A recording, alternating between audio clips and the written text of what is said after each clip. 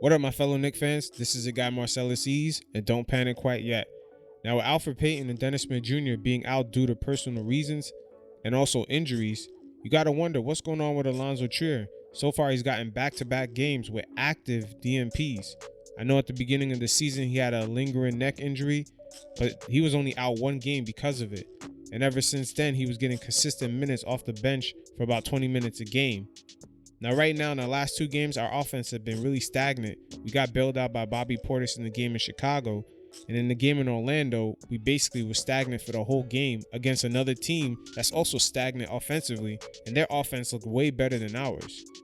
Now, right now, in that last game, the Knicks pretty much played with all forwards. And then Wayne Ellington and RJ Barrett couldn't even get into stride. They were struggling in that game because nobody was creating any offense. It's really weird that the Knicks are kind of going through this right now, especially with Trier on the bench, because Trier's in a contract year in which next summer he's going to enter as a restricted free agent. So just like Jeremy Lin, if another team offers him a nice contract, which will probably happen, the Knicks either have to match it or they have to let him walk for nothing. And Alonzo Trier definitely is going to get a decent contract offer from another team, because he's just a playmaker offensively. That stuff that he does in isolation, just the creativity he does on his own, is something that you can't even teach. And definitely other teams are going to be looking to acquire a guy like that.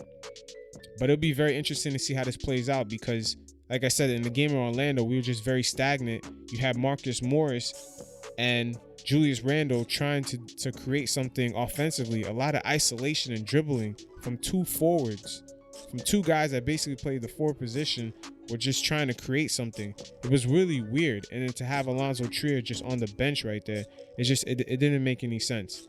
Our rookie RJ Barrett, he couldn't even get into stride, because you need a floor general, man, to dictate the pace like Alfred Payton usually does for us.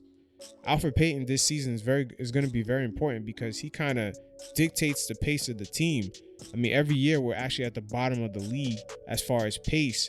But this season, like 3 or 4 games in, we're actually in the middle of the pack as far as team pace. That's because of Alfred Payton. But it'll be interesting to see how this plays out, because this is very important that the Knicks actually understand what they have in their young guys. Because like I said, Alonzo Trier, especially this year, is in a contract year. And it'll pretty much suck to lose him over nothing. So it is what it is. You guys let me know what you think. You guys stay safe. Peace.